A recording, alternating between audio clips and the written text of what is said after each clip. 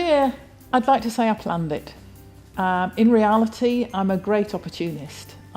Things happen and I tend to say, well, actually, what is this going to give me? What opportunities are there for me? I worked my way up from lecturer up to senior manager in FE. And that was really where I learned how to teach in that sort of environment, because you're thrown into all sorts of arenas that are not planned, that you have to learn to think on your feet. And that really inspired my HE teaching career. It also meant that in that sort of environment, you don't get anything, you don't get any money given to you until you've done something. So it meant you've got to be innovative, you've got to be entrepreneurial, you've got to think about the box, you've got to manage your resources, you've got to manage yourself, you've got to think about your capacity and your capability. And if I look at my HE career, those are all hallmarks, that's where it all started. And I think the professorial route has enabled me to reflect that, because as I've come into HE, I've done 25 years in HE now, that's enabled me to carry that on, develop it in another similar environment, and that's just what I wrote about in the professorial level. But for me, the professorial route enables you to talk about all that. So I spoke to the research office and said, well, can you give me examples of what other people have done just to check, the level? And they said, well, there aren't that many people who've done this route before, so we'll give you some of the research examples, and then maybe you'd like to go and create something that could fulfil this role. The research office was great, absolutely great, because the route to professor came through them. I went to see Louise, went and had a chat with her, and she gave me some examples of previous research examples that had been produced. And I looked at them and I thought, well, this is great. I knew what I wanted mine to look like. I knew I knew the story that I wanted to tell.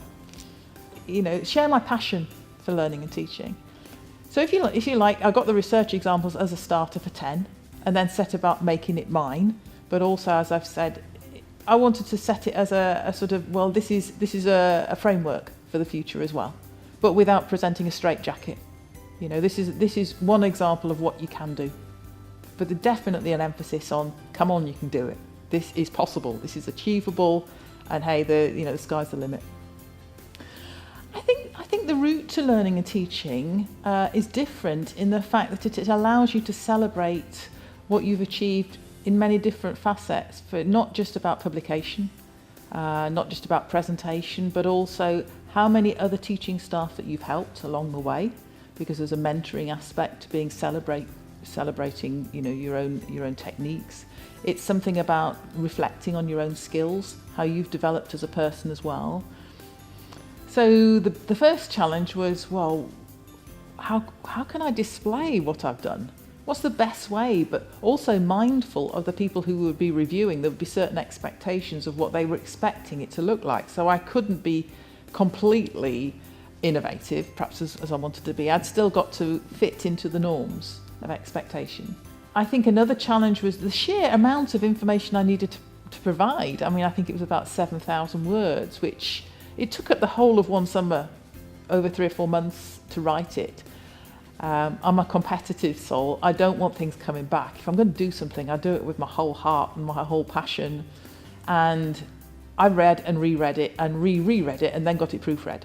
Because I also realised, somebody said to me very early on, what you're doing, other people will look at in the future because you're the first one doing it. And it wasn't a pressure, but I wanted to make sure that I was actually helping the next 2 or 3 people behind me, that they'd also want to look at it. So I was mindful of that as well. And the opportunity it presented in that respect was, if somebody says to you, oh gosh, you're a professor of learning and teaching, I got asked to do 5 keynotes the following year, because they hadn't had many people across the sector with professor of learning and teaching. So I think the university sometimes doesn't realise that it's really great having these routes.